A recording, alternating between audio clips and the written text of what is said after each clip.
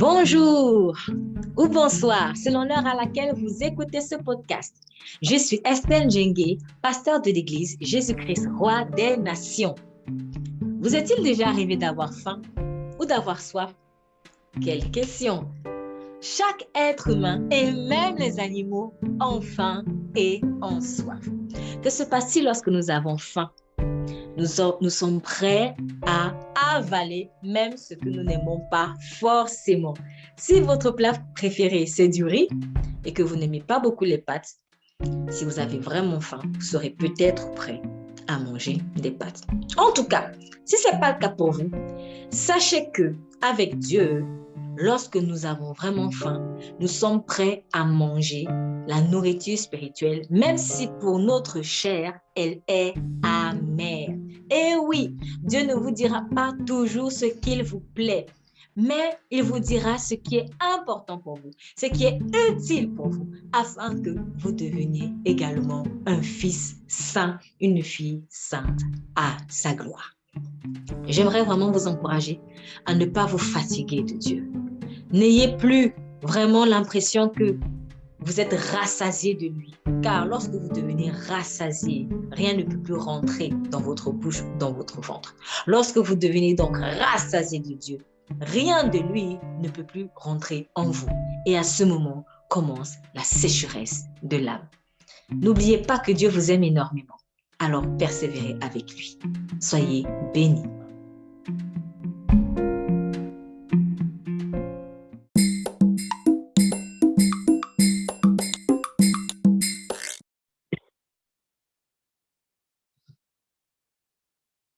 Ok, donc nous sommes le 28 novembre 2021. Donc pour commencer le message, on va aller dans le livre de Genèse chapitre 22. Genèse chapitre 22. C'est un passage que nous aimons bien lire, qui nous encourage beaucoup. Peut-être qu'ils ont l'habitude de lire la Bible. C'est vraiment un passage qui encourage beaucoup. Et même si vous n'avez pas l'habitude, probablement vous êtes sûrement tombé dessus ou avez déjà entendu parler de ce merveilleux témoignage. Genèse chapitre 22. Donc, on va commencer à lire au verset 1 et nous allons terminer au verset 14 d'abord. Donc, verset 1 à 14, je demande la lecture. L'Éternel dit à Moïse, parle à Aaron et à ses fils des cas où ils doivent s'abstenir des offrandes. Genèse chapitre 22. Genèse chapitre 22. Genèse chapitre 22. Je pense que là, il est... Ok, merci. Oui. Après cela, Dieu mit Abraham à l'épreuve. Il lui dit, Abraham, celui-ci répondit, me voici. Dieu dit, prends ton fils unique, celui que tu aimes, Isaac. Va-t'en au pays de Morija et là, offre-le en holocauste sur l'une des montagnes que je t'indiquerai. Abraham se leva de bon matin, sella son âne et prit avec lui 2 serviteurs et son fils Isaac. Il fendit du bois pour l'holocauste et partit pour aller à l'endroit que Dieu lui avait indiqué. Le 3e jour, Abraham leva les yeux et vit l'endroit de loin. Et il dit à ses serviteurs, restez ici avec l'âne. Le jeune homme et moi, nous irons jusqu'à là-bas pour adorer, puis nous reviendrons vers vous. Abraham prit le bois pour l'holocauste, le chargea sur son fils Isaac et porta lui-même le feu et le couteau. Ils marchèrent tous les deux ensemble. Alors Isaac s'adressa à son père Abraham en disant, mon père, il répondit, me voici mon fils. Isaac répondit, voici le feu et le bois. Mais où se trouve l'agneau pour l'holocauste? Abraham répondit, mon fils, Dieu pourvoira lui-même à l'agneau pour l'holocauste. Et ils continuèrent à marcher tous les deux ensemble. Lorsqu'ils furent arrivés à l'endroit que Dieu lui avait indiqué, Abraham y construit un autel et rangea le bois. Il attacha son fils Isaac et le mit sur l'autel par-dessus le bois. Puis Abraham tendit la main et prit le couteau pour égorger son fils. Alors l'ange de l'Éternel l'appela depuis le ciel et dit, Abraham, Abraham, il répondit, me voici. L'ange dit, ne porte pas la main sur l'enfant et ne lui fais rien. Car je sais maintenant que tu crains Dieu et que tu ne m'as pas refusé ton fils unique. Abraham leva les yeux et vit derrière lui un bélier retenu par les cornes dans un buisson. Il alla prendre le bélier et l'offrit en holocauste à la place de son fils. Abraham donna à cet endroit le nom de Yahvé-Jireh. C'est pourquoi l'on dit aujourd'hui à la montagne de l'Éternel, il sera. Amen. Amen. Ça, c'est une très, très belle histoire, mais aujourd'hui, on la lit plusieurs années plus tard, enfin, de nombreuses années plus tard, et on ne se rend pas forcément compte de la pression qui pesait quand même sur cet homme. Une pression énorme. Donc, imaginez que vous avez attendu quelque chose depuis longtemps. Un enfant, c'est pas facile d'être stérile, de pas pouvoir avoir d'enfant. Donc, il avait besoin d'enfants et il a attendu la promesse après 25 ans. Il y a eu des hauts et des bas entre-temps. Il a un peu chuté et tout ça. Bon, après, Dieu a pardonné, il est revenu. Et finalement, le Seigneur a accompli sa parole parce que la parole de Dieu s'accomplit toujours. La parole de Dieu s'accomplit toujours. Donc, il a Isaac, il est content d'avoir Isaac. Et voilà qu'un jour, Dieu lui dit maintenant, donne-moi Isaac. Et de quelle manière tu vas le tuer? Wow. Et derrière cette promesse, il y avait tout que Abraham perdait, finalement. Parce que ce que Abraham avait reçu comme promesse de Dieu, c'est qu'il serait le père d'une multitude. Donc, s'il n'y a plus Isaac, comment il va être le père d'une multitude? Il faut voir tout ça. Il ne faut pas voir juste Isaac, ok, bon, fils, j'ai plus fils, mais il faut voir que s'il n'y a plus Isaac, la vie d'Abraham s'arrête là. Donc, il meurt, on n'entend plus parler de lui. Donc, du coup, le poids qu'il y avait sur Abraham, c'était vraiment, mais je ne pourrais pas me multiplier finalement. Alors que Dieu a dit en Genèse, multipliez-vous, soyez féconds. C'est pour cela que tout homme a vraiment intrinsèquement besoin de se multiplier parce que c'est une parole que Dieu a laissée dans l'ADN de l'homme. Que vous soyez en Christ ou pas en Christ, vous avez besoin en fait de vous multiplier. Tout le monde a besoin de se multiplier, à moins que Dieu ne vous donne nous fasse grâce du don de célibat, mais ça c'est autre chose. Donc voilà que en sacrifiant Isaac, il y avait toute la promesse de tu seras le père d'une multitude qui s'envole. Et là, il y a plein de pensées qui peuvent te venir à l'esprit. Mais je vais faire donc comment? Comment est-ce que Dieu va accomplir sa promesse? Non. Tel que je vois comment Dieu est en train de m'amener là, je pense que la promesse ne va pas s'accomplir. Je perds même mon temps avec Dieu. Il faut peut-être que j'aille voir ailleurs. D'autres personnes auraient pu voir ça comme ça. Il faut que j'aille voir ailleurs. Il faut que j'utilise un autre moyen, en fait, pour pouvoir rentrer dans cette promesse-là. C'est un peu bizarre parce que qui a fait la promesse? C'est Dieu qui fait la promesse. Mais nous, en fait, par manque de foi, on peut essayer de trouver d'autres moyens, en fait, pour rentrer dans la promesse que Dieu lui-même t'a donnée. Et c'est là où on voit quand même la manifestation de la folie. On t'en parle de la folie d'un proverbe. Parce que comment tu peux rentrer dans la promesse de Dieu avec tes propres moyens? À la limite, dis que tu vas rentrer dans une promesse que tu t'es faite toi-même. Ou qu'un homme t'a fait. Ça, c'est autre chose. Encore que franchement, maudit soit celui qui compte sur l'homme. Mais tu ne peux pas entrer dans la promesse que Dieu lui-même t'a faite avec tes propres moyens. Ce n'est pas possible. Si tu commences à utiliser tes propres moyens pour entrer dans la promesse de Dieu, tu lâches Dieu. Tu es obligé. Tu es obligé. Mais nous, on veut un raccourci. C'est-à-dire, Dieu est là et il fait une promesse qui est le point d'atterrissage ici. Donc, nous, quand il commence à nous demander certaines choses, on se dit, ah, mais si je lâche ça, comment ça va s'accomplir? On se dit, non, non, non, non, non, non. Je crois que je vais me débrouiller. Dieu, je t'aime bien, mais je vais essayer de faire aussi un peu, regarder à côté, essayer d'avoir des roues de secours. Et là, je décale, je quitte de Dieu, mais toujours pour atterrir chez Dieu. Vous voyez, ça n'a pas de sens. C'est pour ça que je dis que c'est l'expression de la folie. Donc, c'est pour ça aussi qu'il dit, quand il dit où tu es froid, où tu es chaud. Parce que le tiède, c'est celui qui fait ça. Lui, il veut quitter Dieu et entrer dans la promesse de Dieu. Il mélange. Le froid lui dit carrément, Dieu, je ne veux même plus de toi, ni ta promesse. Donc, moi, je vais ailleurs. On n'en parle plus. Le chaud, il est là et il atterrit là. Donc, quand Jésus dit dans sa parole, je suis le chemin, batterie s'il vous plaît, d'ordinateur, je suis le chemin, la vérité et la vie. Le chemin, c'est quoi? C'est le sentier que j'emprunte. c'est la route que j'emprunte.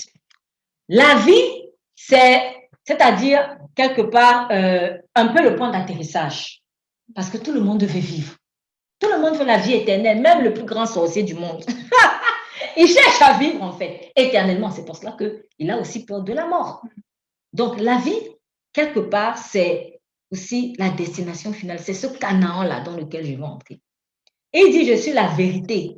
La vérité, c'est quoi? Tu ne peux pas arriver dans cette destination finale sans un vrai chemin, sans passer par le bon moyen. Donc, c'est chemin, vie et vérité, c'est à peu près la même chose parce que finalement aussi, on cherche la vérité. Donc, on veut, la vérité, c'est quand tu l'as, tu ne cherches plus.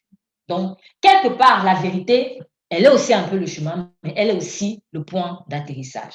Donc, quand Jésus dit, je suis la vie, je suis la vérité, je suis le point d'atterrissage. On a chanté tout à l'heure, alpha, oméga. Je suis la fin. Mais il dit, je suis aussi le chemin. Donc, ce qui veut dire que pour arriver sur le point d'atterrissage, il faudrait que tu utilises encore Jésus. C'est le seul moyen. Je ne peux pas utiliser un moyen étranger. Ce n'est pas possible.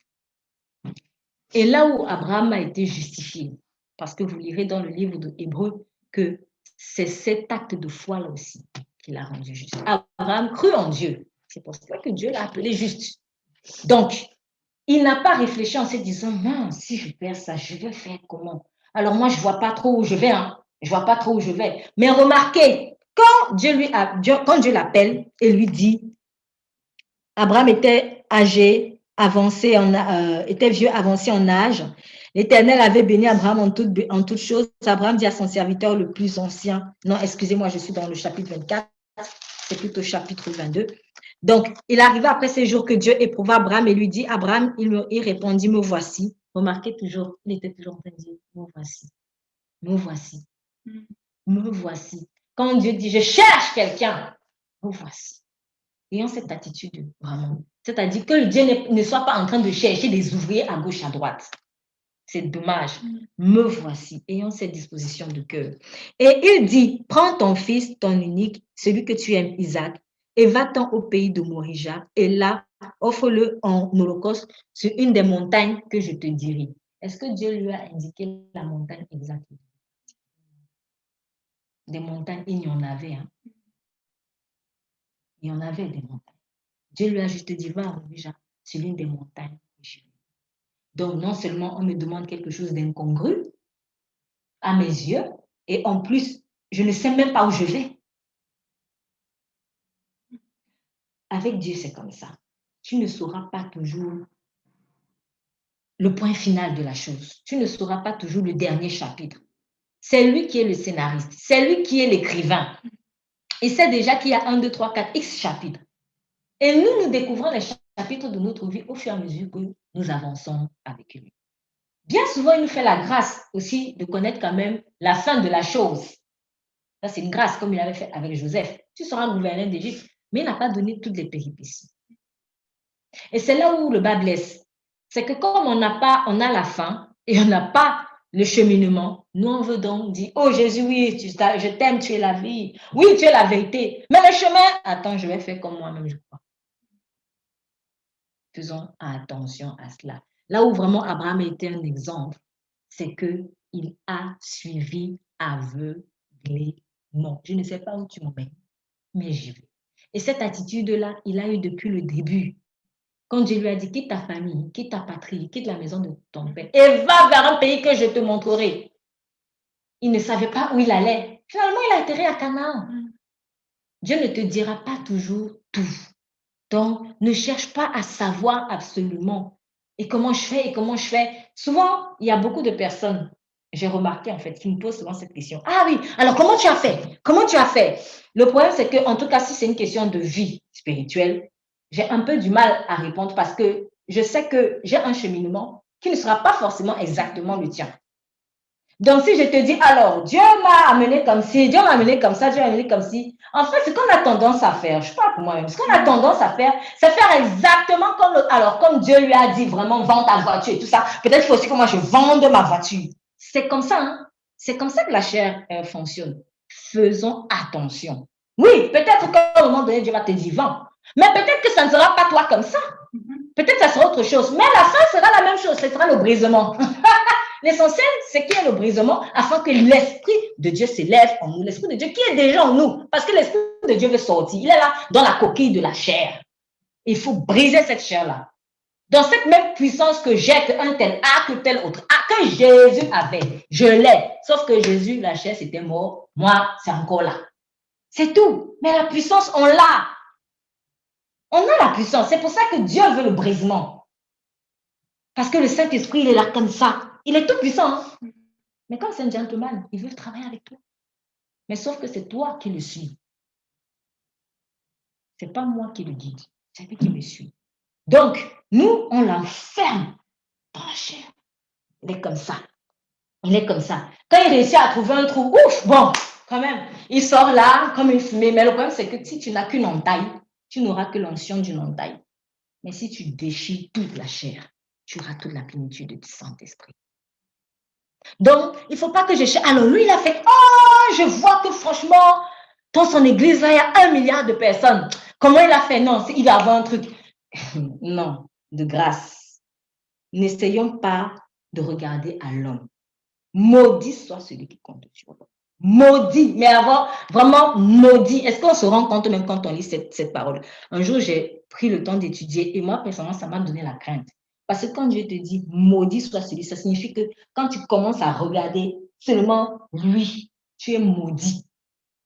Tu es maudit. Donc, c'est le mal qui va te poursuivre. Quand on médite la parole, essayons de mesurer la gravité, l'ampleur des mots. Maudit soit donc, souvent on lit maudit, ok, maudit. Non, maudit soit celui qui compte sur l'homme.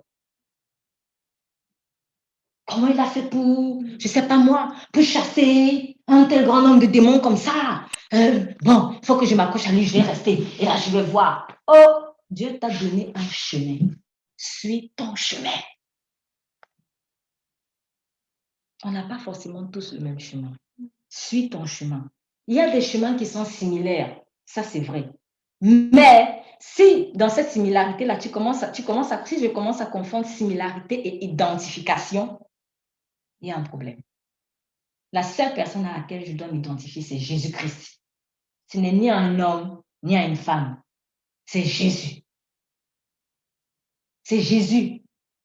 L'homme, aussi bon soit-il, le plus consacré de l'univers, ne peut rien t'apporter parce que lui-même, il puise la source quelque part. Donc, il faut cesser de regarder à tel homme de Dieu, telle femme de Dieu, tel ceci, tel cela. Non. Et ça, c'est pas bon, en fait. C'est pas bon. De grâce, faisons attention à cela. Il y a un passage qui dit, nous allons ouvrir dans le livre de Proverbes 27. Proverbe 27. Proverbe 27.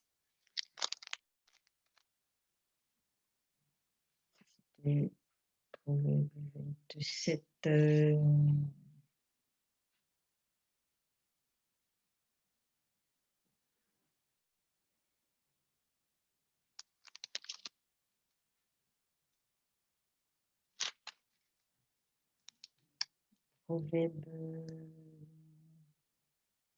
Bon, on va d'abord commencer, excusez-moi, à Proverbe 28. On va commencer dans 28. On va commencer dans 28. Est-ce que quelqu'un veut bien lire, s'il vous plaît, à partir du verset 18 jusqu'au verset 26. Proverbe 28, verset 18 jusqu'au verset 26. Après, on ira dans Proverbe 27. Oui, vas-y, merci. Celui qui marche dans l'intégrité sera sauvé, mais celui qui suit deux voies tortueuses tombera dans l'une d'elles. Celui qui cultive son terrain est rassasié de pain. Celui qui poursuit des vérités sans valeur est rassasié de pauvreté.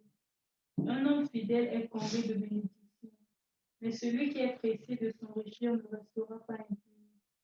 Il n'est pas bon de se montrer partial. Pourtant, des hommes sont prêts à la transgression en échange d'un morceau de pain. L'homme envieux est pressé de s'enrichir, mais il ne sait pas que la misère viendra sur lui. Celui qui reprend les autres gagne finalement plus leur faveur que celui dont la langue est flatteuse. Celui qui voit son père et sa mère et qui dit ce n'est pas une transgression est le complice des brigands. L'homme trop ambitieux pousse au conflit, mais c'est celui qui se confie en l'Éternel qui sera fondé. Celui qui a confiance en son propre cœur est stupide, mais celui qui marche dans la sagesse sera délivré. Amen. Maintenant, on va lire Proverbe en relation avec Proverbe 27. Donc, on revient donc sur 27, verset 7. On peut commencer à partir du verset 5. 5 à 7. Mieux vaut une réprimande ouverte qu'une amitié cachée. Les blessures d'un ami prouvent sa fidélité, mais les baisers d'un ennemi sont trompeurs. Celui qui est rassasié foule aux pieds le rayon de miel, mais celui qui a faim trouve doux tout ce qui est amer. Amen. Voilà. Je vais insister, je vais revenir sur les deux premiers après, mais je vais insister d'abord sur le verset 7 en lien avec les autres.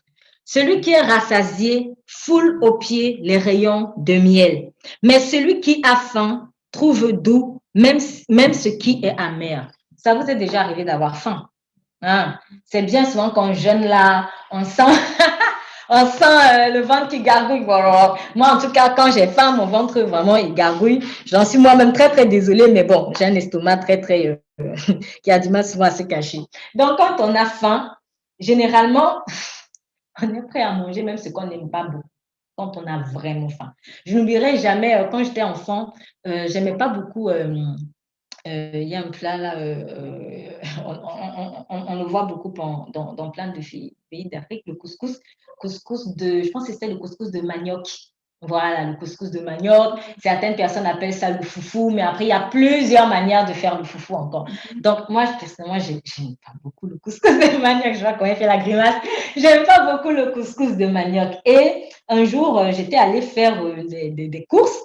J'étais allée faire des courses et, avec une personne qui était comme une mère pour moi. Et donc, comme on avait marché toute la journée, franchement, je suis rentrée, j'avais faim. Mais alors là, j'avais faim. Sauf que cette dame, parce que j'étais allée en vacances chez elle, elle aimait bien le couscous. Mais j'avais tellement faim. Quand on est arrivé, elle a fait le couscous avec le gombo. C'est pas, franchement, maman, c'est pas trop ma tasse de thé. Mais quand elle a sorti j'avais tellement faim, j'avais l'impression que c'était du poulet que j'aime bien. Et j'ai dévoré le couscous avec le gombo. J'ai mangé. Et en fait, ça m'est arrivé plusieurs fois comme ça. Mais vous savez, quand vous avez faim, même ce que vous rechignez souvent, là, vous pourrez avoir tendance à manger. De toute façon, tu ne manges pas, tu meurs. Donc, quand on dit celui qui est rassasié et foule aux pieds les rayons de miel, le miel, en fait, c'est bon. En principe, le miel, c'est bon. En tout cas, moi, j'ai rarement entendu quelqu'un qui m'a dit qu'il n'aime pas le miel. Le miel, c'est doux. On sait que le miel, ça a des vertus, etc. Quand tu es rassasié, même le miel, là, franchement, même ton plat préféré, à moins que tu ne sois un gourmand, mais même ton plat préféré, quand tu es vraiment rassasié, non merci, j'ai pas envie. Mais quand tu as faim, même ton plat, le plat que tu détestes le plus, tu vas sauter dessus. Donc, dans cette image, celui qui est rassasié, il foule au pied les rayons de miel. En fait, quand on dit foule au pied, c'est du mépris. Hein? Donc, tu jettes en fait. Tu jettes le miel qui est pourtant très bon. Mais quand tu as faim, même ce qui est amer, tu es. Derrière ce proverbe, il y a l'image de notre relation avec Dieu. Le jour où je cesse d'avoir faim et soif de Dieu, je vais le lâcher. Ça veut dire quoi? Ça signifie que si je suis rassasiée de Dieu, entre guillemets, si je suis fatiguée, si je suis déjà pleine, quand tu es pleine, qu'est-ce qu'on peut rajouter dedans? Rien. Quand je connais trop, qu'est-ce qu'on peut encore me dire? Rien. Donc, qu'est-ce que Dieu va t'apprendre si tu es rassasié? J'ai travaillé avec quelqu'un hier et je vous assure, la séance ne s'est pas bien passée. Et à la fin, je me suis demandé au Seigneur, mais qu'est-ce qui d'habitude, c'est pas comme ça? Et en fait, au-delà de ce que je ne suis même pas sûre que j'aurais dû accepter de travailler avec la personne, il y a quelque chose de pas forcément sain moi-même qui m'a animée en fait. Mais j'ai compris quelque chose. Je ne pouvais rien lui apprendre. Elle savait déjà tout. Mais pourtant, c'est elle qui te contacte que aide-moi. Elle savait tout en fait. Du coup, tout ce que je disais, ça passe pas. Dès que tu parles, on comprend. Dès que tu parles, mais. Et à un moment donné, j'ai dit, bon, répondez alors. Je ne sais pas. Quand tu sais tout, quand tu n'as plus faim de Dieu, qu'est-ce qu'il va t'apprendre? Il va parler. Ça fait ça. Ayons la soif et la faim de Dieu, de grâce. Et il faut prier pour ça. Quand vous sentez déjà que vous êtes fatigué, Seigneur, tu dis que la même chose. C'est que les mêmes choses. Ah, j'ai besoin d'un peu de vent. Il faut que je prenne de l'oxygène. Ah, lui, il prend ça. Oui. Et là, tu revois le verset de Timothée que j'ai vu comme par hasard encore ce matin sur quelqu'un qui est venu liker un truc d'Instagram qui dit, dans les derniers temps, les gens vont se donner une foule de docteurs agréables à leurs oreilles.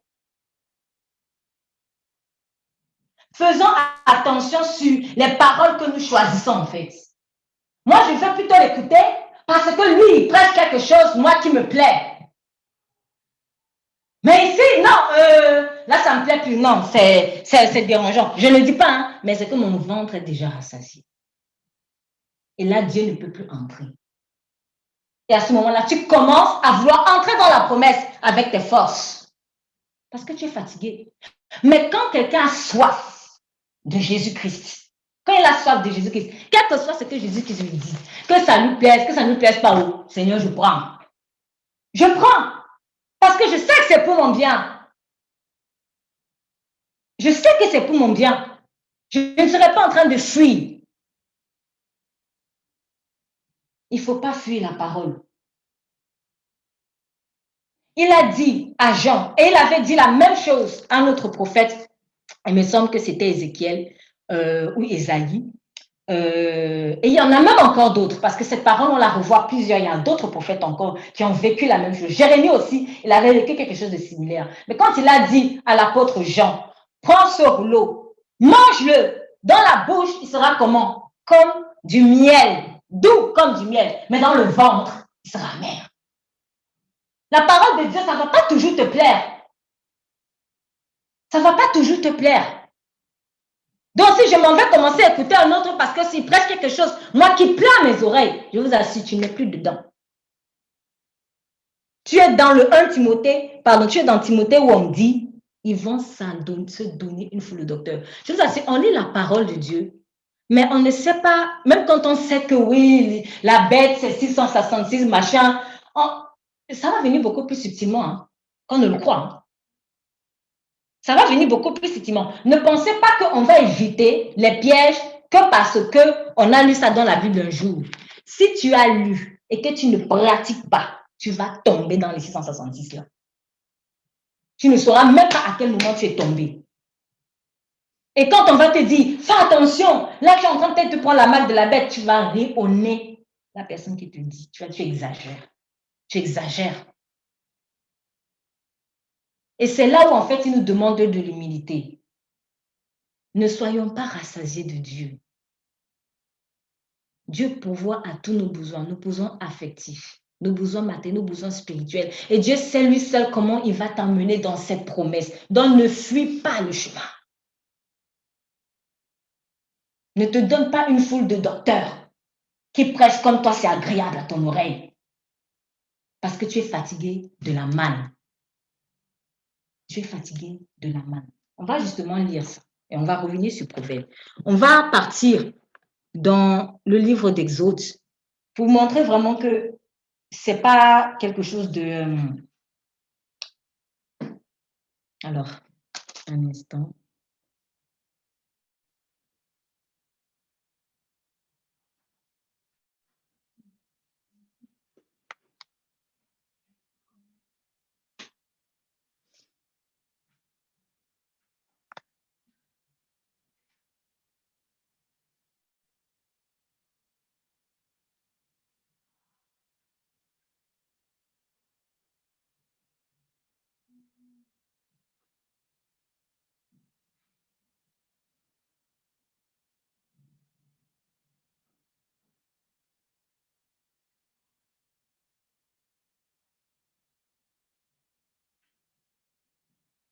Nous sommes dans...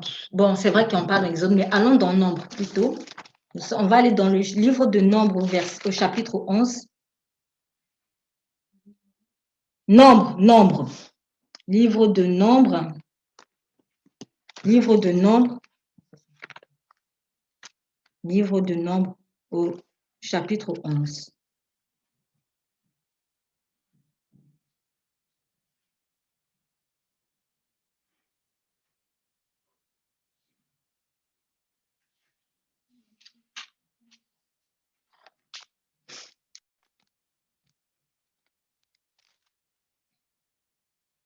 Alors, est-ce que tu veux bien lire, commencer s'il te plaît?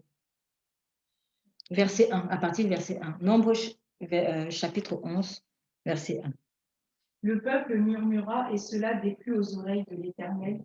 Lorsque l'Éternel l'entendit, sa colère s'enflamma. Le feu de l'Éternel s'alluma parmi eux et dévora l'extrémité du camp.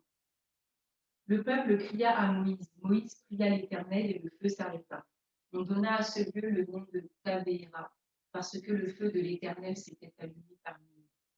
Le ramassis de gens qui se trouvaient au milieu d'Israël fut saisi de convoitise, et même les enfants d'Israël recommencèrent à pleurer et dire : Qui nous donnera de la viande à manger ? Nous nous souvenons des poissons que nous mangions en Égypte, et qui ne coûtaient rien, des concombres, des melons, des poireaux, des oignons et des œufs. Maintenant, notre âme est desséchée, plus rien, nos yeux ne voient que la manne. La manne ressemblait à de la graine de coriandre et avait l'apparence du délium. Le peuple se dispersait pour la ramasser, il la broyait avec des meules ou la pilait dans un mortier. Il la cuisait au pot et en faisait des gâteaux. Elle avait le goût d'un gâteau à l'huile. Quand la rosée descendait la nuit sur le camp, la manne y descendait aussi. Moïse entendit le peuple qui pleurait, chacun dans sa famille et à l'entrée de sa tente. La colère de l'Éternel s'enflamma fortement. Moïse fut attristé et il dit à l'Éternel : Pourquoi affliges-tu ton serviteur et pourquoi n'ai-je pas trouvé grâce à tes yeux que tu aies mis sur moi la charge de tout ce peuple ? Est-ce moi qui ai conçu ce peuple ? Est-ce moi qui l'ai enfanté pour que tu me dises : Porte-le sur ton sein pour le nourricier, comme le nourricier porte un enfant, jusqu'au pays que tu as juré à ses pères de lui donner. Où prendrai-je de la viande pour donner à tout ce peuple ? Car ils pleurent auprès de moi en disant : Donne-nous de la viande à manger. Je ne puis pas à moi seul porter tout ce peuple, car il est trop pesant pour moi. Plutôt que de me traiter ainsi, tue-moi, je te prie, si j'ai trouvé grâce à tes yeux et que je ne vois pas mon malheur. L'Éternel dit à Moïse : Assemble auprès de moi 70 hommes des anciens d'Israël, de ceux que tu connais comme anciens du peuple et ayant autorité sur lui. Amène-les à la tente d'assignation et qu'ils s'y présentent avec toi. Je descendrai et là je te parlerai, je prendrai de l'esprit qui est sur toi et je le mettrai sur eux afin qu'ils portent avec toi la charge du peuple et que tu la portes et que tu ne la portes pas à toi seul. Tu diras au peuple : Sanctifiez-vous pour demain et vous mangerez de la viande puisque vous avez pleuré aux oreilles de l'Éternel en disant : Qui nous fera manger de la viande ? Car nous étions bien en Égypte. L'Éternel vous donnera de la viande et vous en mangerez. Vous en mangerez non pas 1 jour, ni 2 jours, ni 5 jours, ni 10 jours, ni 20 jours, mais 1 mois entier jusqu'à ce qu'elle vous sorte par les narines et que vous en ayez du dégoût parce que vous avez rejeté l'Éternel qui est au milieu de vous et parce que vous avez pleuré devant lui en disant : Pourquoi donc sommes-nous sortis d'Égypte ? Moïse dit : 600 000 hommes de pied forment le peuple au milieu duquel je suis, et tu dis : Je leur donnerai de la viande et ils en mangeront un mois entier. Égorgera-t-on pour eux des brebis et des bœufs en sorte qu'ils en aient assez ? Ou rassemblera-t-on pour eux tous les poissons de la mer en sorte qu'ils en aient assez ? L'Éternel répondit à Moïse : La main de l'Éternel serait-elle trop courte ? Tu verras maintenant si ce que je t'ai dit arrivera ou non. Amen. Amen. Très bien. Donc, on sait très bien que Dieu a nourri pendant 40 ans Israël. C'était la même nourriture, la manne, tous les jours, la manne. Ils n'ont pas payé la manne. Ils ne sont pas allés cultiver la manne. Ils n'ont pas produit un effort pour pour avoir cette manne-là. Ça tombait directement du ciel. Et n'oublions pas que la manne aussi est, quand on lit le livre d'Apocalypse, le symbole de la parole de Dieu. C'est pour ça qu'il a voulu en fait qu'il y ait un reste de manne dans le tabernacle, précisément dans l'arche, pour montrer en fait que si tu veux entrer dans Canaan, dans la terre promise, il faut seulement la parole, entre autres choses, parce qu'il y avait plusieurs autres choses. Il y avait par exemple le bâton d'Aaron qui représentait ici l'autorité, donc respecter, etc. Il y avait les tables de la loi, qui est aussi symbole de la parole. Donc, la manne, quand Dieu te la donne, vraiment, il sait que c'est celle-là qui te donnera la force de marcher encore 40 jours, comme à Élie. Il sait que c'est ça qui te donnera la force de marcher X jours ou mois ou années jusqu'à ce que tu arrives dans ta terre promise. Donc, le problème, c'est qu'il nous arrive souvent, à un moment donné, de notre marche en Christ, on se fatigue de la main.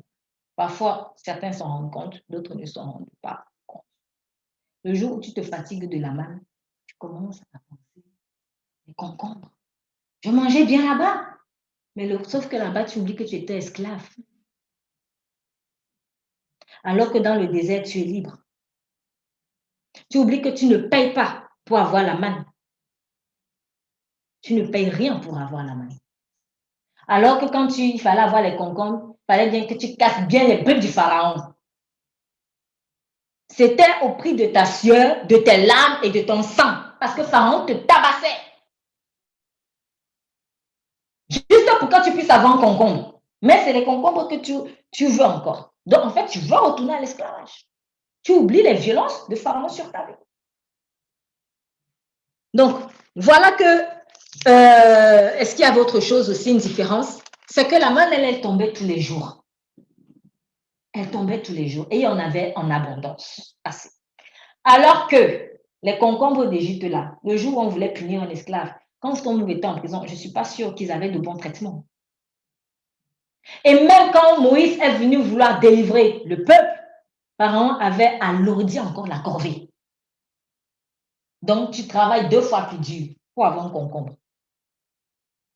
Mais nous, on est fatigués de la manne. Finalement, en fait, qu'est-ce qu'on veut? Ne soyons pas fatigués de la parole. Ne soyons pas fatigués de la manne. La particularité de la manne, c'est que ce n'est que ça que Dieu donnait. Voyons bien, ils disent, et maintenant, verset 6, et maintenant notre âme est desséchée. Voilà, regardez comment ils réfléchissent. Notre âme est desséchée. Ils sont dans la présence de Dieu, mais ils disent que leur âme est desséchée. Vous voyez un peu la vue, le système de pensée. Ah non, franchement, je suis fatiguée. C'est ça que je disais tout à l'heure par rapport à Dieu qui pourvoit. C'est Dieu qui peut te rassasier. Mais au moment où même il te rassasie, toi, tu réussis à voir que non, je suis desséché. Quand tu es desséché, que tu as soif, qu'est-ce que tu fais? Tu vas chercher l'eau. Et c'est comme ça qu'on sort, on va chercher l'eau ailleurs. Il y a une eau là-bas, il prêche l'eau là-bas. Il va chercher l'eau là-bas. Parce que ton âme est desséchée. Donc, pour toi, l'âme est desséchée. Ce qui est important, ce n'est pas trop comment moi je pense. Donc, si moi je sens que mon âme est desséchée, il faut que Dieu me confirme si vraiment là où je suis là, mon âme est desséchée. Si Dieu me dit oui, vraiment là où tu es là, ton âme est desséchée. Ok, c'est que je suis dans le vrai. Si Dieu n'est pas venu me confirmer, c'est faux, c'est une illusion que j'ai. Je me fais des idées. Je ne peux pas être desséché avec la manne. Ce n'est pas possible. Ou Dieu est un menteur. Ou Dieu est un menteur. C'est plutôt chez Pharaon que j'étais desséché. Donc, ils disent, notre âme est desséchée. Il n'y a rien du tout. Vous voyez un peu la gravité de la chose? Il n'y a rien. Je ne vois rien. Nos yeux ne voient que la manne. Donc, en fait, c'était ça le point. Ils disent, il n'y a rien. Mais en fait, non, finalement, il y a la manne. Mais il n'y a que ça. Il n'y a que ça. On ne peut pas dire autre chose. Ça me rappelle ce film chrétien que j'avais vu il y a quelques temps qui m'a beaucoup interpellée. L'histoire d'un homme de Dieu très, très engagé avec le Seigneur, très, très sérieux avec le Seigneur et qui n'était pas encore marié. Et enfin, je pense que le temps était déjà venu, donc il a commencé vraiment à prier par rapport à cela. Et il s'est intéressé à une sœur dans l'église. Et en même temps, il y avait donc le clan des ténèbres qui était en train de faire des complots contre ce pasteur. Et je me souviens, c'était des esprits des eaux, en fait. C'était des esprits des eaux. Et la reine des esprits des eaux, à ce moment-là, dit à ses agentes, ce pasteur-là, il nous dérange trop. Il ne fait que prêcher sainteté, sanctification. Il perturbe nos affaires. Il faut, allez, laquelle de mes filles là, il faut qu'on envoie quelqu'un là-bas. Il faut qu'il se marie avec quelqu'un qui va l'entraîner à prêcher autre chose. Il y a une qui s'est levée et puis, lorsqu'elles ont vu que le pasteur s'intéressait à une personne, après ne me demandez pas aussi comment l'esprit l'a fait. Moi, je me dis peut-être la porte, sont des portes ouvertes. Avant même que, non, oui, le pasteur avait déjà commencé à parler avec cette sœur. Et après, quand les démons ont vu ça, les agents sataniques ont vu ça, donc ils ont fait leur réunion, ils ont choisi dans l'une de leurs agents qui est allé séduire donc la personne que le pasteur, sur laquelle le pasteur avait des vues. Et ils l'ont séduit et après elle est rentrée en fait en elle. Mais la femme ne s'est pas rendue compte. Hein. Elle a juste laissé une porte ouverte. Il ne fallait pas qu'elle crée l'amitié avec l'autre. Et le démon est rentré. Donc, elle a fait un truc et s'est écroulé. Et le démon est rentré en fait en elle. À partir de ce moment, ce n'était plus vraiment un enfant de Dieu. À partir de ce moment, elle a commencé à s'habiller de façon vulgaire. Elle exposait son corps et elle a commencé à avoir des ambitions. Il faut que je fasse tomber le pasteur. Le pasteur a résisté. Dieu merci. Mais il s'est marié avec elle. Personne n'avait rien vu la chose. Parce qu'elle faisait ça. Elle avait quand même la Bible. Elle venait à l'église avec la Bible. Donc, on ne sait pas à quelle personne, à quel moment elle avait déjà viré. Donc, elle continue avec la Bible. Et lorsqu'ils se sont mariés, même dès le premier jour, ça s'est gâté. Dès qu'il veut commencer à prier, tu déranges. Il était étonné. Il dit, donc, comment depuis quand toi tu es dérangé par les prières? Après un jour, il lui sorti. Mais toi aussi, tu ne peux pas un peu prêcher autre chose? Comment ça, je ne peux pas prêcher autre chose? Oui, mais seulement sanctification, quoi là, machin. Et prêche qu'on peut être riche, et tout. Ça ne veut pas dire qu'il ne prêchait pas ça. Hein. Mais quand c'est comme le diable qui commence à te donner les sujets de prédication, fais attention. Même si le diable vient te dire prêche la sainteté, fuis. Il n'a pas à te donner d'ordre. Pourquoi? Parce que l'enseignement dérangeait le royaume des ténèbres. Donc, soit, parce que c'était ça le but de Satan, soit on faisait chuter le pasteur, soit on faisait partir les membres. C'est ce qui se passe en réalité. Le jour où tu commences à être fatigué de la manne, tu es parti. Tu es sorti du chemin. Quand Dieu dit, là, il est bon pour des frères et des sœurs de demeurer ensemble, c'est là où il t'a placé là. C'est là qu'il envoie la bénédiction. Ce sont des réalités. Personnellement, je remercie le Seigneur de m'avoir permis de voir ce film parce que je ne m'attendais même pas à ça. Mais en fait, il m'a bien dit, tu as vu ça? C'est exactement ce qui se passe. Dieu merci, à la fin du film, quand les gens ont commencé à voir qu'il y avait un truc qui clochait, et ben, ils se sont levés dans la prière. D'autres membres de l'église se sont levés dans la prière. On a dit, là, non, on va pas bâtir parce qu'une femme de pasteur ne peut pas se comporter comme ça. Elle a des comportements bizarres depuis un certain temps. Puis, ils se sont levés dans la prière. Et puis, au même moment, ils se sont levés dans la prière, le pasteur a commencé à avoir encore plus de combats. Donc, elle empoisonnait, des choses comme ça. Au moment où même ils ont débarqué chez lui, il était mourant. Et sa femme ne permettait plus qu'on l'a. Parce qu'il fallait le tuer. Pourquoi? Tu prêches trop ce qui te dérange. La parole que Dieu nous a donnée est puissante. Tu peux délivrer quelqu'un sans avoir besoin d'imposer les mains. Mais ce que tu prêches, c'est puissant. Pourquoi? Parce que c'est l'épée. Et le jour où tu te fatigues de la main, tu es parti. Ne soyons pas rassasiés. Eux, ils étaient rassasiés déjà. On a déjà trop vu ça.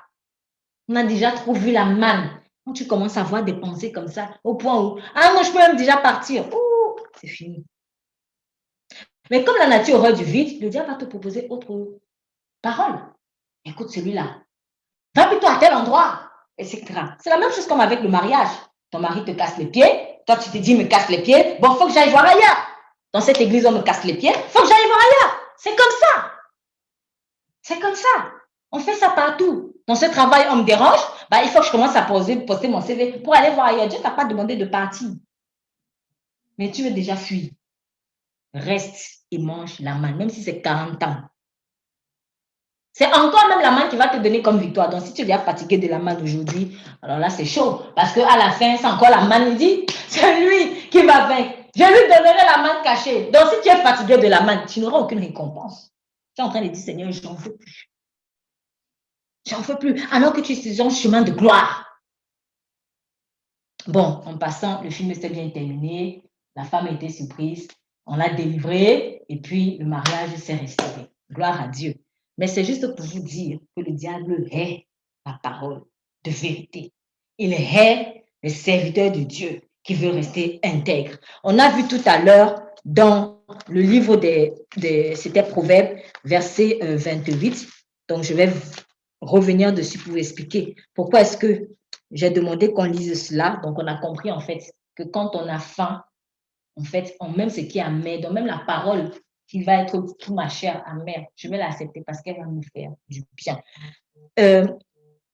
On dit, verset, chapitre 28,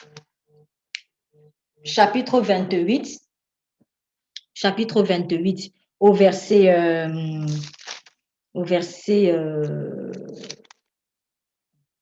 Proverbe 28. Celui qui marche dans l'intégrité trouve le salut. Alors, est-ce que vous savez ce que Dieu a dit à Abraham quand il s'est révélé à lui? Lorsque Dieu s'est révélé à Abraham, il lui a dit, je suis ton Dieu, marche devant ma face et sois intègre. Voilà les premières paroles en fait, l'une des premières paroles que Dieu. L'intégrité, c'est quoi justement? C'est vraiment ne sors pas, sois entier avec lui. C'est pas un pied dehors, c'est pas un pied dedans.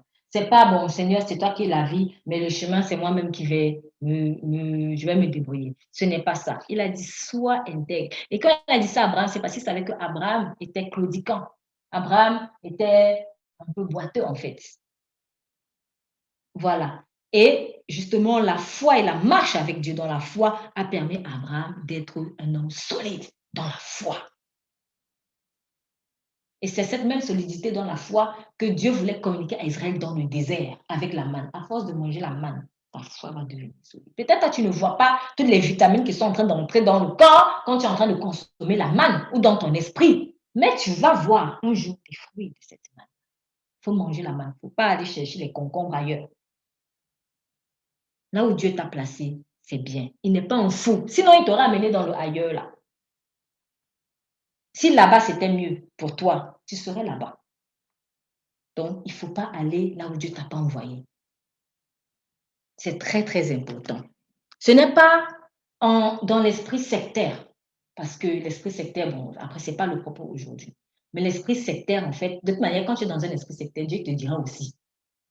Il te dira, l'esprit sectaire, c'est un esprit rebelle à Dieu. Chaque fois que tu es dans un endroit où tu vois que les choses ne se passent pas comme Dieu veut, là, on commence déjà un peu à rentrer dans la secte. Deuxièmement, quand tu sens que tu es sous contrôle, quand tu sens et que Dieu te le confirme, parce que j'ai parlé de senti tout à l'heure, eux, ils ont senti que leur âme était desséchée, mais c'était fou. Donc, les sentiments mentent souvent. Mais lorsque tu es dans un endroit où tu vois que ton esprit ne grandit pas avec Dieu, la parole, la nourriture spirituelle qui t'est donnée ne te permet pas de grandir avec Dieu, là, il y a un problème. Mais il faut que ce soit Dieu qui te le dise. Ce n'est pas comme toi tu vois. C'est comme lui. Donc, celui qui marche dans l'intégrité, on parle de l'intégrité avec Dieu, il trouve le salut. Et ici, en fait, j'avais compris parce que je le lisais et ça m'avait rappelé le livre de Matthieu 21, Matthieu 21, 25 à 27, où Dieu reproche l'hypocrisie aux pharisiens. Et il dit, mais celui qui s'en détourne pour suivre deux voies tombera dans l'une d'elles. Celui qui marche dans l'intégrité trouve le salut, donc tu vas être sauvé. Mais celui qui s'en détourne, donc si tu sors de la voie là, qui t'a donnée, tu commences à suivre deux. Jésus, je suis avec toi, hein, mais attends, il faut quand même que j'assume mes arrières. Tu vas tomber dans l'une des car on ne peut pas. C'est impossible. Même le diable ne peut pas permettre que tu sois seulement comme ça. Parce que le diable veut les gens qui suivent sont fidèles. Ce sont ces agents-là qui sont plus efficaces. Et c'est aussi pour cela que Dieu vomit le tiède. On en a parlé hier. C'est pas possible d'être dans deux voies. C'est pas possible. Et Celui qui cultive sa terre sera rassasié de pain, mais le compagnon des feignants sera rassasié de misère. L'homme loyal abondera en bénédiction. Donc, quand je sors, je suis déloyal. Et l'homme loyal abondera en bénédiction parce que c'est ici qu'il y a la bénédiction. La manne, c'est une bénédiction. Quand je sors, je suis déloyal. Qui peut s'afficher? Qui aime les déloyaux? Même moi-même qui suis déloyal, je n'aime pas quand on soit déloyal avec moi. Pourquoi je vais donc être déloyal avec Dieu? Et si je marche dans la déloyauté, je ne vais attirer que des déloyaux. Oui. Ah oui, Seigneur, c'est pas possible. Mon mari m'a trompé. Est-ce que toi-même, tu n'as pas trompé Dieu par hasard? La déloyauté appelle la déloyauté. La loyauté appelle la loyauté. Qui se ressemble, s'assemble. Donc, il ne faut pas te plaindre de l'autre quand toi-même, tu fais ça. Soyons des personnes loyales avec Dieu, de grâce. C'est l'une des choses à laquelle Dieu tient le plus. La loyauté, en fait, synonyme de fidélité. Parce que c'est l'épouse fidèle qui vient chercher. C'est l'épouse fidèle. Ce n'est pas celle qui fait trop d'œuvres, je ne sais pas, qui a fait trop de choses, qui a construit trop d'œuvres. C'est l'épouse fidèle. Parce que dans la fidélité, là, tu vas faire les œuvres fidèles aussi.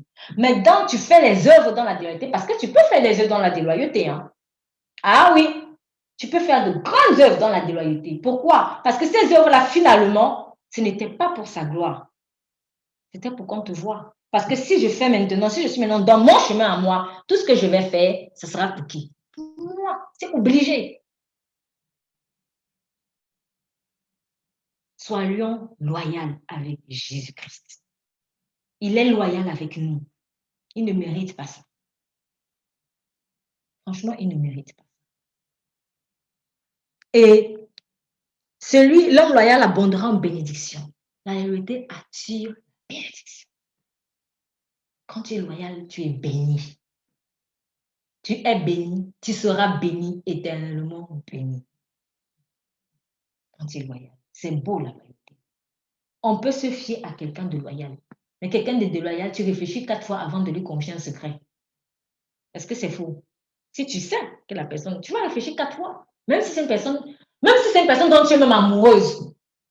Quand tu sens qu'il est un peu bizarre ou elle est un peu bizarre, tu vas dire je l'aime, mais si je lui dis là, il va aller me vendre. C'est ça. Donc, même si tu es amoureux ou amoureuse, comment? Quand la personne est déloyale, tu auras du mal à te fier à cette personne. On ne peut pas compter sur quelqu'un de déloyal. On va lui dire certaines choses, mais quand c'est important, non, ça ne faut pas lui dire parce que là, je risque ma peau. C'est dommage. Alors que Dieu, il veut nous déverser son cœur. Et celui qui se hâte, donc loyal abondera en bénédiction, mais celui qui se hâte de s'enrichir ne demeurera pas impuni. Alors, j'aimerais bien voir les autres versions pour que tout le monde comprenne. Celui est verset 20, Proverbe 28. Proverbe 28, verset 20. Un homme fidèle est comblé de bénédictions, mais celui qui a hâte de s'enrichir ne reste pas impuni. Voilà. Et les autres, s'il vous plaît. Un homme fidèle est comblé de bénédictions, mais celui qui est pressé de s'enrichir ne restera pas impuni. Très bien. Si tu vois, oui? Si tu vois un homme parler sans réfléchir, qui a plus à prendre de nom? Proverbe 28, verset 20. Proverbe 28, verset 20. Un homme fidèle est comblé de bénédictions, mais celui qui est pressé de s'enrichir ne restera pas impuni. Très bien. Celui qui est pressé de s'enrichir ne restera pas impuni. Qu'est-ce que ça veut dire? C'est très simple. On compare l'homme qui est pressé de s'enrichir à l'homme loyal. Ce qui veut dire que celui qui est pressé de s'enrichir est comment? Simplement. Or, quand je suis pressé, c'est quoi être pressé de faire quelque chose? C'est quoi? C'est quel défaut? L'impatience. Voilà, l'impatience. Et là, franchement, quand j'ai vu ça, ça m'a un peu fait réfléchir. Je me suis dit, oula! Quand Dieu nous dit, ne sois pas impatient, je vous assure, l'impatience, beaucoup de choses pourries, en fait. C'est ça, on ne se rend pas compte, hein, mais c'est la vérité. L'impatience est le foyer de beaucoup de choses pourries. Et en l'occurrence, une des choses que l'impatience produit toujours, c'est la déloyauté. Celui qui est pressé de s'enrichir, celui qui est pressé d'arriver, celui qui est pressé de faire. Tu vas être déloyal, obligé. Pourquoi? Parce que tu auras l'impression que Dieu te perd le temps. Ou que là où il t'a placé, on te perd le temps. Mais c'est Dieu en fait. Chaque fois que je veux me presser de m'enrichir, je vais être déloyal. Je vais partir parce que, hey, le temps passe. Seigneur, tu vois pas? Tu vois pas? Bon, non, il faut que je commence à voir un peu ailleurs. Là-bas, je vais vite arriver. D'ailleurs, là, ça commence, il faut que j'arrive vite. Tu commences à essayer de faire comme le poulet qui veut voler, mais le poulet ne peut pas. Attends le temps de devenir un aigle. Parce que dans la nature poulet, tu ne peux pas voler haut. Mais c'est dans la nature de l'aigle que tu vas pouvoir voler. Mais ça va prendre du temps. La transformation, elle va prendre du temps. Tout le monde commence, entre guillemets, poulet, si je peux me permettre de l'expression, avec Christ. On était tous un fœtus. On est devenu un bébé. Après, on a commencé à avoir des membres, etc. Et après, on a commencé à gagner en force. Même Jésus est passé par là. Il est écrit, et l'enfant grandissait en stature, en force et en sagesse. Même Jésus grandissait. Il a commencé son ministère à 33 ans. Il est le fils de Dieu. Pourquoi il n'a pas commencé à 10 ans? On voit nos enfants ici qui parlent même déjà en langue ou qui font des choses. Pourquoi Jésus n'a pas commencé à 5 ans? 33 ans. Il a attendu 33 ans pour qu'on commence à le voir. Si même Jésus a pris le temps de grandir pour nous montrer l'exemple, lui, le fils de Dieu qui n'avait rien à nous apprendre, hein. Nous, on est qui pour vouloir aller plus vite que le temps de Dieu? L'impatience, c'est la déloyauté. Chaque fois que je suis impatient, j'aurai l'impression que là où je suis, je perds le temps. Et comme je n'ai pas aussi l'impression que Dieu m'aide, mais oui, il ne va pas t'aider parce que c'est lui qui t'a placé là. Donc, il faut que je me débrouille par moi-même. Allez, bon, alors là-bas, oui, je vais vite grandir, je vais vite apprendre ceci, je vais vite. Celui qui est pressé de s'enrichir là, il faut que je m'enrichisse vite de ceci, de cela, de manger, de connaissances, ou de puissance, ou de je ne sais pas, tout ce que vous voulez. Ou de talent, d'onction, tout ce que vous voulez en fait, surtout l'onction. Faites attention à vouloir vite s'enrichir d'onction. Si tu poursuis, veux vite t'enrichir dans l'onction, tu vas finir sorcier. Je vous assure et je parle par expérience. Tu finiras toujours sorcier. Tu finiras sorcier. Si je poursuis l'onction, sans le Saint-Esprit, sans le timing du Saint-Esprit, sans le processus du Saint-Esprit, je finirai dans la sorcellerie. Faisons attention avec cela. Et on te dit en plus que il ne demeurera pas impuni. Pourquoi? Parce que Dieu t'aime. Si tu es son enfant, en tout cas. Bon, Dieu aime tout le monde. Mais il dit qu'il aime celui qui... Le Seigneur, quand il te corrige, c'est parce qu'il t'aime. Et il dit, quel est le fils que le Père ne va pas corriger? Si je ne vous corrige pas, vous êtes donc illégitime. Donc, il faut être content. Donc, quand il dit que si tu fais ça, je vais te punir, je vais te corriger. Parce que je t'aime. Je vais te corriger. Donc, il ne faut pas faire ça. Il n'est pas bon d'avoir égard à l'apparence des personnes. Car pour un morceau de pain, un homme fera le mal. Pour un morceau de pain, je reviens encore sur la manne. Et sur l'image de la nourriture spirituelle. Il n'est pas bon d'avoir égard à l'apparence des personnes. Donc, quand peut-être je suis fatiguée du sentier, bon, je vais commencer à chercher ailleurs. Hé, lui là, il allait bien ou elle allait bien. Je vais m'accrocher à cela. Dans le cas d'Israël, c'était l'Égypte et les concombres. Ils ont l'air bien. Les concombres ont l'air bien. Je vais aller là-bas. Celui-là, je crois qu'il va plus m'aider. Celle-là, je pense qu'elle va plus m'aider. Ne regarde pas l'apparence des personnes. Parce que tu ne connais pas toujours le dessous. Et même si cette personne est la meilleure du monde, elle ne peut pas être ta source. Donc, il n'est pas bon d'avoir égard à d'être partial. Ça, c'est la partialité en fait, le favoritisme. Donc, il n'est pas bon d'être comme ça, car pour un morceau de pain, un homme fera le mal. Et l'homme envieux se hâte pour s'enrichir et il ne sait pas que la disette lui arrivera. J'aimerais d'autres versions, s'il vous plaît. Verset 22 et verset 25 en même temps, comme ça on gagne du temps. L'homme envieux est pressé de s'enrichir, mais il ne sait pas que la misère viendra sur lui. L'homme trop ambitieux pousse au conflit, mais c'est celui qui se confie en l'Éternel qui sera fondé. Très bien. Autre version, s'il vous plaît. Un homme envieux a hâte de s'enrichir et il ne sait pas que la disette viendra sur lui. Verset 25. L'orgueilleux excite les querelles, mais celui qui se confie en l'Éternel est rassasié. Très bien. Donc, l'homme envieux se hâte pour s'enrichir. Donc, plus précisément, dans d'autres versions, par exemple, la version parole de vie, celui qui est jaloux du bien des autres. On a vu récemment, c'était le 14 novembre, l'envie et la jalousie. Donc, on a vu que c'était, voilà, c'est la même famille. Celui qui est jaloux du bien des autres court après la richesse. Donc, on vous donne encore une autre raison de pourquoi, par exemple, je peux courir après des choses. On a vu tout à l'heure, il y avait l'impatience.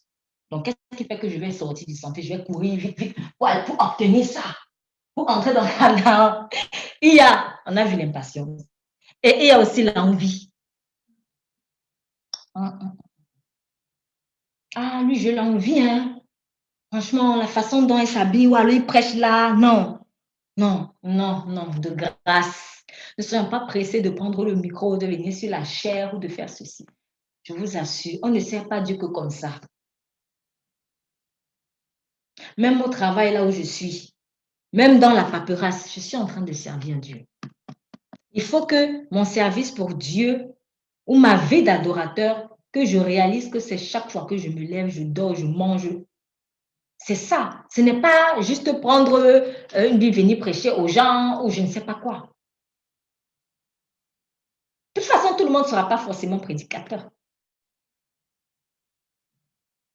Tout le monde ne sera pas forcément prédicateur. On ne sait pas que Dieu sur une chair. Il y a beaucoup qui sont, par exemple, hommes d'affaires, femmes d'affaires. On ne les connaît pas.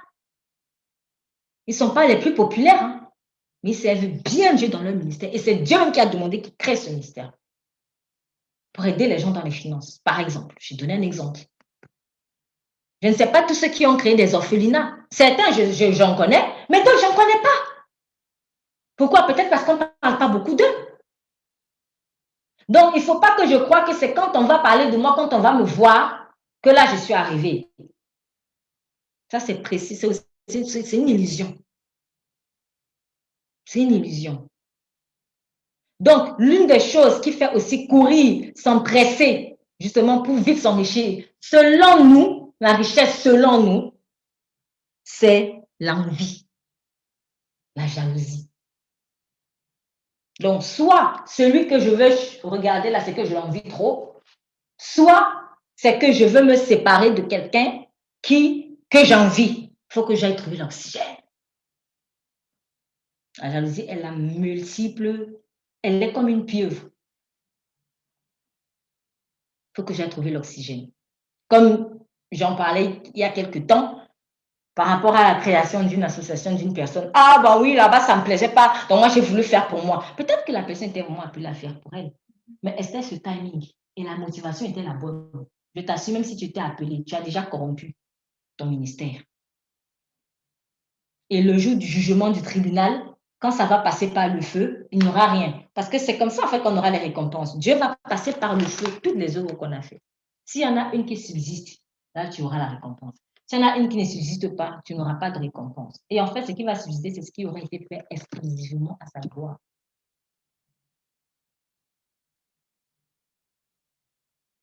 Donc, faisons attention à nos motivations quand on veut exercer un ministère, quand on prêche, quand on prie, soit pour moi, soit pour quelqu'un. Faisons très attention, je vous assure. Car, je reviendrai dessus, parce que je voulais avancer sur un truc. Donc, celui qui envie sera de s'enrichir, il ne sait pas que la disette lui arrivera. Donc, quand je veux m'empresser de m'enrichir par jalousie, j'appelle la disette. Alors qu'on a vu tout à l'heure, Dieu avec la main te rassasie. Et, bon, celui qui reprend quelqu'un finira par être flatté par la langue. Bon, ça me fait un peu penser à la parole, accepter même que la parole soit amère. Celui qui a le cœur enflé excite les querelles, mais celui qui s'assure en l'Éternel sera rassasié. Donc, autre chose. En fait, c'est un cercle vicieux. Je suis pressé de m'enrichir, donc parce que je suis impatient, et probablement parce que je suis jaloux. Et dans la même jalousie-là, elle ne va pas créer que le va vite enrichir, mais elle va également exciter les querelles. Donc là, on est déjà dans la division. On est dans la division. Bientôt, on va voir l'ordre divin. Et c'est ça l'esprit de Babylone. C'est qu'elle vient mettre, excusez-moi l'expression, du foutoir avec les mauvais sentiments comme ça.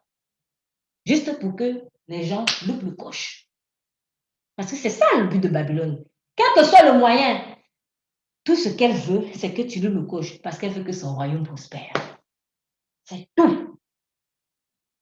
Donc, tant que je reste accroché là, à Jésus, là où il m'a placé, comme il m'a placé, de la manière dont il m'a placé, je reste fidèle. Et le royaume des ténèbres continue d'être ébranlé. Chaque fois que j'avance, je suis en train de garder.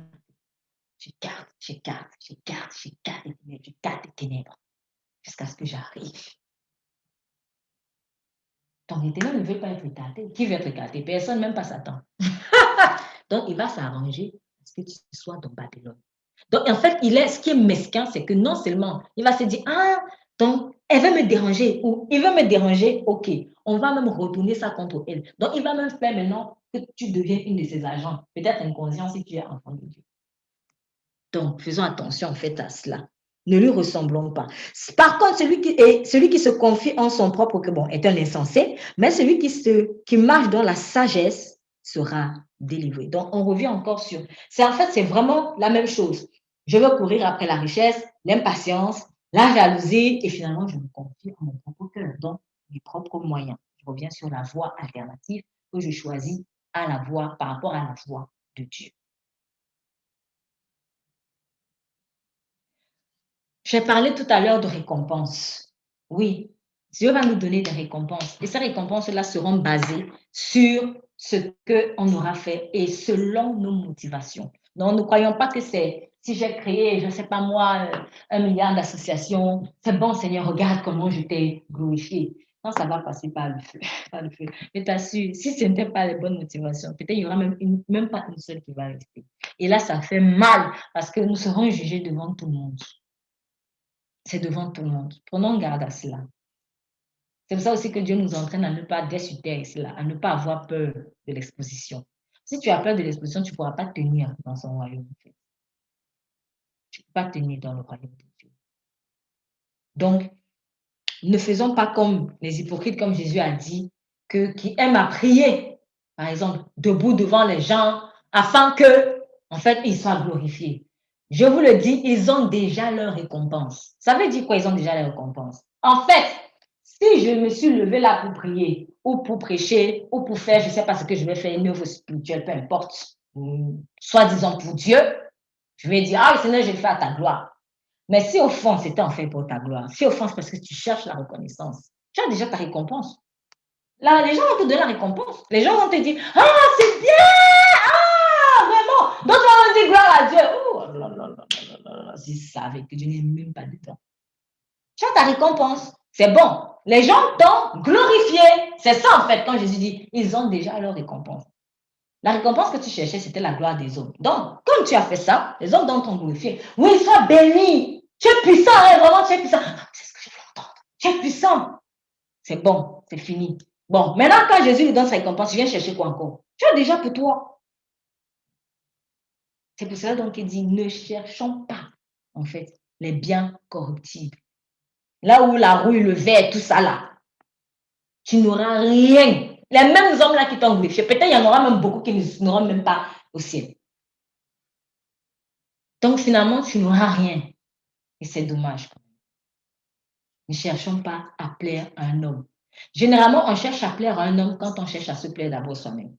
Parce que nous sommes le premier homme entre Dieu et nous, c'est d'abord nous.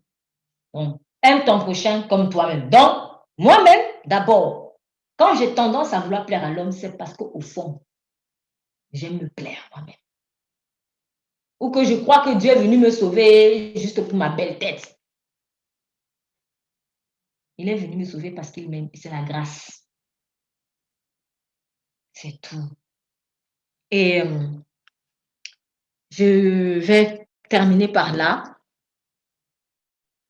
On va aller dans le livre de 1 Samuel, chapitre 8. 1 Samuel, chapitre 8. 1 Samuel, chapitre 8.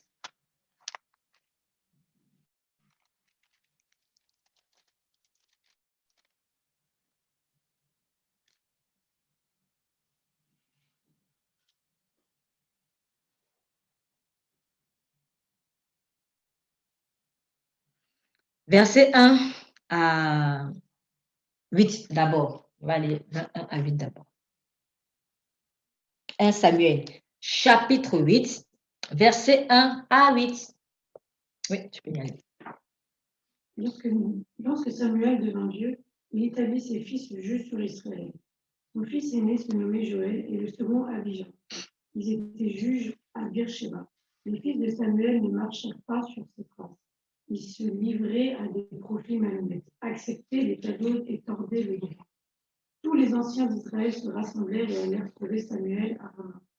Ils lui dirent: te voilà vieux et tes fils ne marchent pas sur tes traces. Maintenant, établis sur nous un roi pour nous juger, comme on en trouve dans toutes les nations. Cela déplut à Samuel. Ils disent: donne-nous un roi pour nous juger. Et il pria à l'Éternel.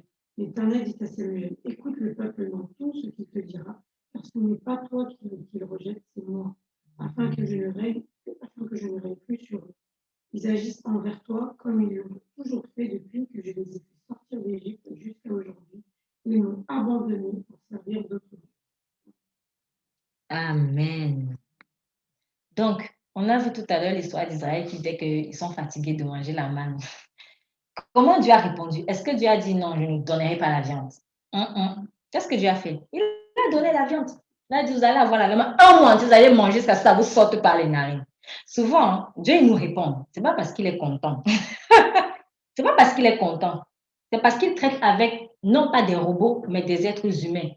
Et que même dans son amour le plus profond, Dieu ne peut pas t'obliger à marcher dans la vie. Si tu veux marcher dans la mort, il va te laisser. Si tu choisis jusqu'au bout de marcher dans la mort, qu'est-ce qu'il va faire? C'est pour ça que malheureusement, il y en a qui sont en enfer. En fait, c'est un choix qu'ils ont fait. Ce n'est pas que Dieu a voulu les envoyer comme ça, comme certains pensent depuis le début, celui-ci est choisi, celui-ci n'est pas choisi. Non, en fait, tu choisis de choisir Dieu. Et en fonction de ton choix, soit tu seras avec lui, soit tu seras dans la mort éternelle. Donc, il y a des choses, on va avoir l'impression, oui, Dieu va nous laisser, comme il m'a laissé faire, c'est que c'est bon. En fait, très, très attention.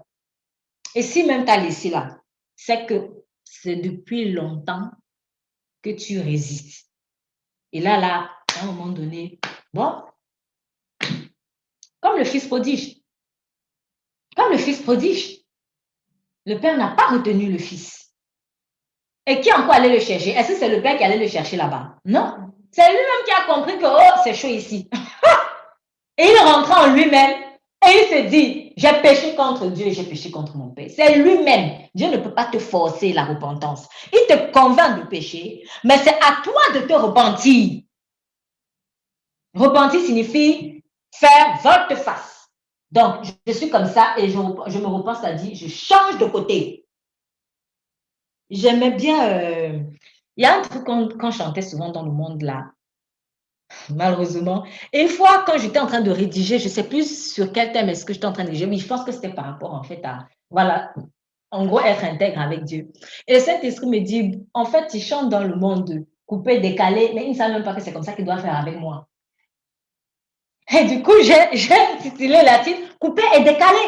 Faut couper et tu décales du monde. Faut couper, faut pas, oui, j'ai coupé, je vais laisser le cordon. Non! Je vous assure, moi, ça m'a fait trop rigoler. Et quand j'avais envoyé l'enseignement à l'église, je sais des gens qui étaient mal à l'aise, surtout les gens qui aimaient les chansons du monde là. Même dans la chanson du monde, tu vois même pas qu'il faut couper, il faut décaler. Il faut couper de ça, il faut décaler de ça.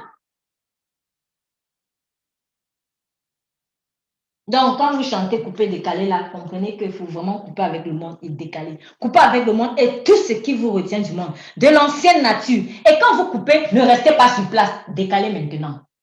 Ne faites pas comme L'autre, il avait coupé peut-être de Sodome et il est resté à la pause. Il faut décaler de la pause, il faut partir.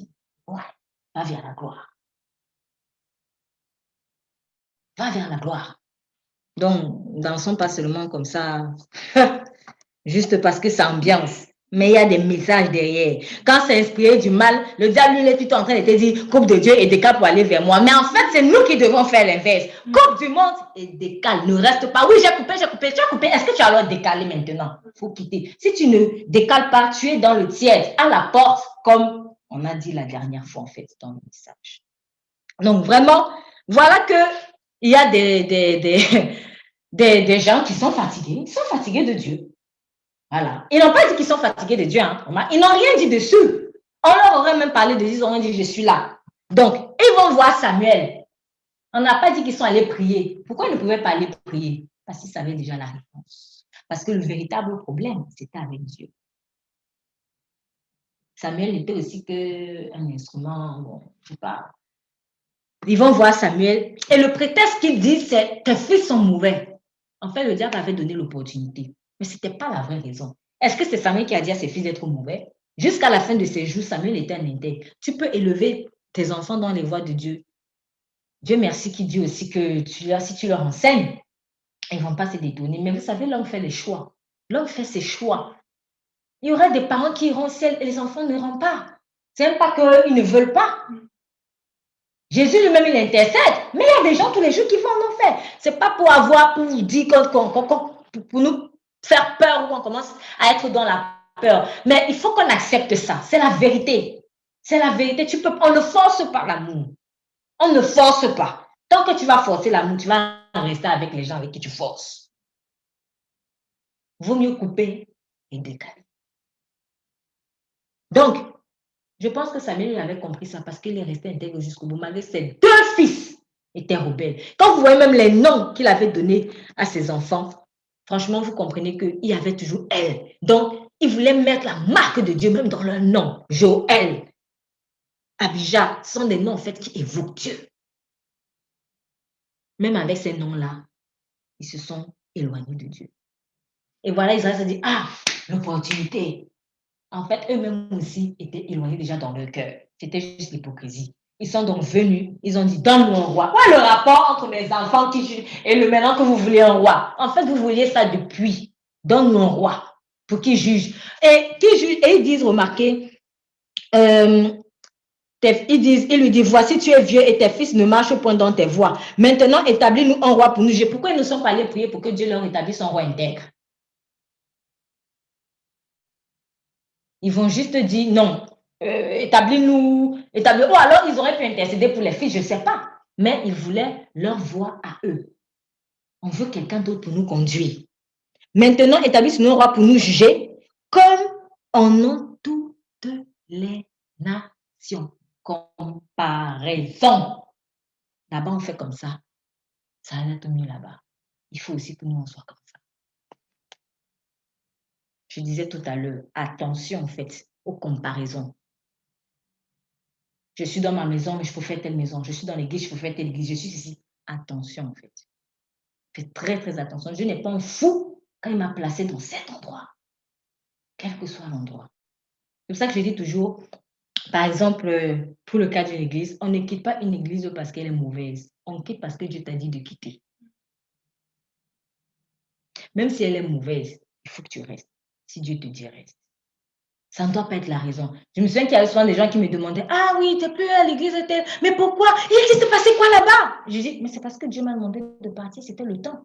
Mais le diable veut absolument que tu mal parles. Oui, c'est vrai, très souvent, il y avait des choses qui ne se passaient pas bien. Mais ne tombe pas dans ce piège-là. Je suis partie parce que c'était le temps de Dieu. Le parti ne m'a dit pas. Ah, tu vois comment il est déçu parce qu'il voulait le commérage. On ne quitte pas une église parce qu'elle est mauvaise. On la quitte parce que Dieu a dit maintenant. Ce qui veut dire que l'église aussi peut être bonne. Dieu va te dire quitte. Dieu va te dire quitte. Donc, quand en plus, Dieu ne t'a même pas dit qu'il y a un truc mauvais, qui t'a dénoncé, mais toi tu veux quitter là, alors c'est la folie. Donc, ne faisons pas comme Israël. qui a agi comme leur père. Et Dieu dit, et cette parole déplut à Samuel parce qu'ils avaient dit, donne-nous un roi. Et l'Éternel dit à Samuel, obéis à la voix, obéis, obéis. Comme il avait dit à Israël, je vais vous donner la viande, mangez. Vous voulez la viande, manger. Donc il dit, obéis à la voix du peuple en tout ce qu'ils te diront, car ce n'est pas toi qu'ils ont rejeté, c'est moi. Afin que je ne règne plus sur eux. Donc c'est ça le véritable problème. C'est que quand je veux décaler de la voix de Dieu, c'est que je ne veux plus qu'il règne. Donc, eux, ils ont menti au fond, où ils se mentaient à eux-mêmes en disant, oh non, et ils sont mauvais. Si en plus, sont eux qui vont succéder à Samuel, oh non, on est foutu et tout, c'est faux. Vous remarquez que Dieu n'a même pas parlé des fils de Samuel. Tout le monde s'était loin, ça n'avait rien à voir. Mais il a dit, tu ne veux plus que je règne. C'est pour ça que tu veux partir. C'est ça. Donc, ils disent conformément, afin que je ne règne plus, conformément à toutes les actions qu'ils ont faites depuis le jour où je les ai montés hors d'Égypte jusqu'à ce jour, et de même qu'ils m'ont abandonné, qu'ils ont servi d'autres dieux, ils agissent de même. Maintenant donc, obéis à la voix. Mais seulement ne manque pas de protester contre eux et de leur dire, de leur déclarer comment le roi qui régnera sur eux les traitera. Donc Dieu était en train de dire, ok, vous voulez un roi humain, je vais vous le donner, mais je vous préviens, il va vous maltraiter, il va prendre vos filles, il va voler votre argent, etc. Qu'est-ce qui s'est passé? C'est ça. Dieu avait pourtant donné l'onction à Saül, là, on l'a vu. On a même dit Dieu a changé le cœur de Saül. Mais ce n'était pas la volonté parfaite de Dieu. Et du coup, Saül, non seulement il s'est détourné lui-même, il a entraîné aussi Israël dans cette débauche. Il a encore fallu que Dieu suscite maintenant David, un homme selon son cœur. Donc, c'est juste pour vous dire, parfois, quand vous endurcissez, le Seigneur va laisser. Mais c'est la voie de la misère et de la mort. Donc, vraiment, aujourd'hui, ce que je voulais partager en un mot, c'est continuons d'avoir faim et soif de lui. Ne soyons pas rassasiés.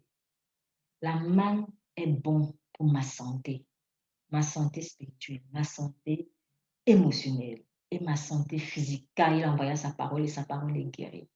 Si je m'en vais ailleurs, je ne trouverai pas cette bénédiction, car ce n'est pas là-bas qu'il a envoyé la bénédiction. Pour un autre, c'est là-bas. Mais ce n'est parce que c'est sa place. Mais là où il m'a placé, c'est là où il a envoyé sa bénédiction. Donc, si je veux que Dieu continue de régner sur moi, je vais rester. Mais si je ne veux plus que je suis rassasiée, là, je vais dire, envoie notre roi. Et je vais rentrer dans la comparaison comme les autres nations. Sauf que les nations, elles ne suivent pas Dieu.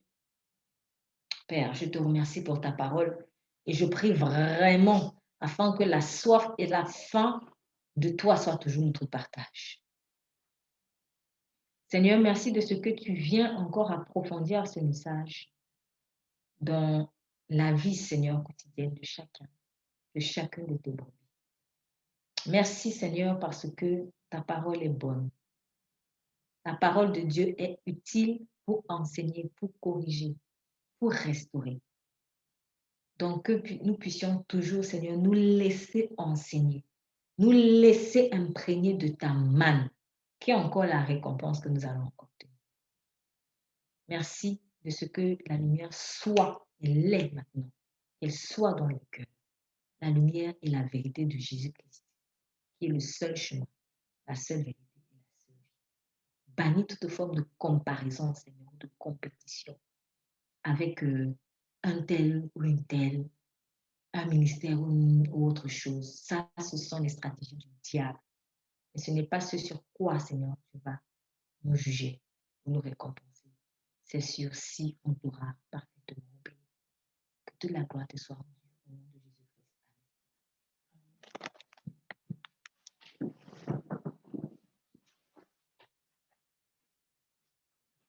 Jésus-Christ.